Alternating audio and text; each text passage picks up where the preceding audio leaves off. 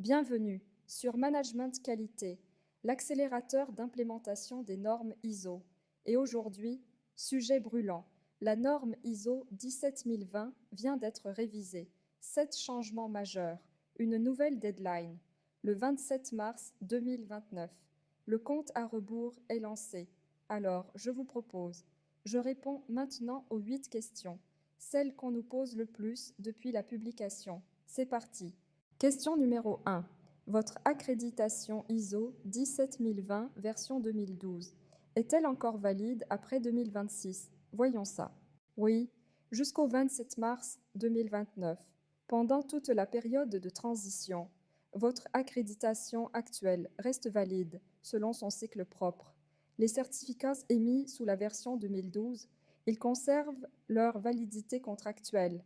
Mais attention, au-delà du 27 mars 2029, seule la conformité à la version 2026 sera reconnue par les accréditeurs.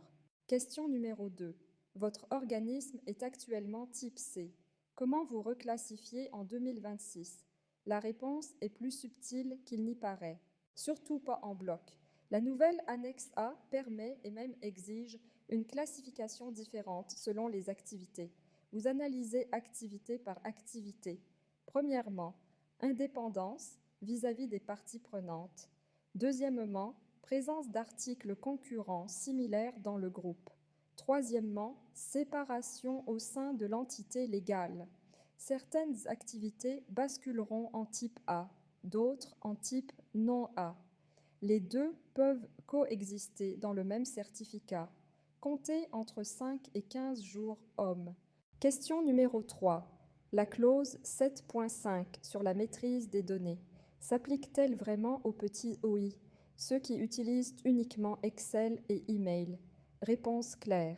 Oui, sans exception. La clause 7.5 s'applique à tout système utilisé pour collecter, traiter, enregistrer, stocker ou récupérer des données pertinentes pour l'inspection.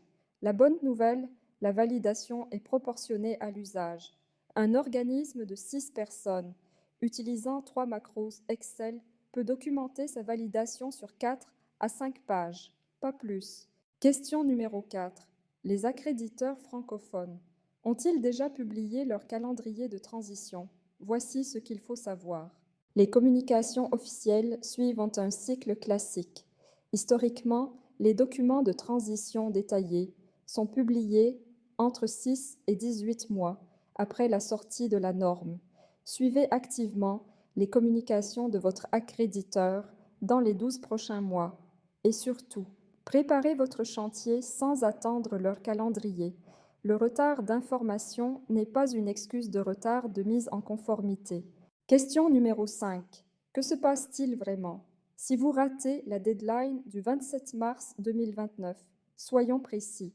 Suspension automatique de l'accréditation à l'échéance de votre prochain cycle. Plus de rapports sous accréditation pendant 3 à 6 mois, si la suspension n'est pas levée. Retrait formel et recertification complète sur 12 à 18 mois. Coût estimé entre 200 000 et 500 000 euros pour un organisme moyen, à comparer aux 60 000 à 120 000 euros d'un chantier propre sur 24 mois. Le ratio parle de lui-même. Question numéro 6. Votre système ISO 9001 couvre-t-il automatiquement la clause 8.1.3 de la version 2026? Attention au piège. Non. L'équivalence n'est plus présumée en 2026. Vous devez démontrer explicitement que votre système qualité ISO 9001 couvre toutes les exigences spécifiques de la version 2026, notamment les clauses 7.5, 8.4 et 6.3. Une analyse d'écart formel est requise et doit être documentée.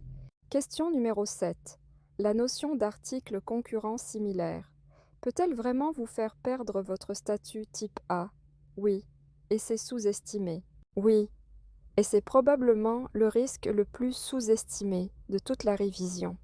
Si votre entité légale ou n'importe quelle entité liée du groupe conçoit, fabrique, fournit, installe, possède, utilise ou maintient des items concurrents similaires à ceux que vous inspectez. Vous ne pouvez plus revendiquer le type A pour cette activité. Point. Question numéro 8.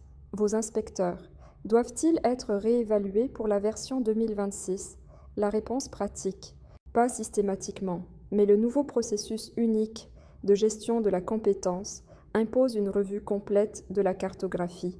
La surveillance continue, clause 6.1.5, doit suivre un programme documenté avec fréquence définie. Et oui, vos inspecteurs doivent être formés à la version 2026. Comptez 1 à 2 jours de formation par inspecteur. Vous avez maintenant les réponses essentielles sur la transition ISO 17020. Pour aller plus loin, téléchargez gratuitement l'aperçu complet du kit ISO 17020 version 2026, la liste maîtresse, la checklist d'implémentation et un exemple de procédure rédigée. Le lien est dans la description. Management Qualité accompagne les responsables qualité, les PME et les consultants francophones dans l'implémentation des normes ISO.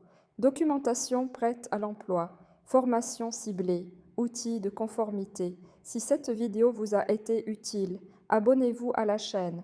À très bientôt.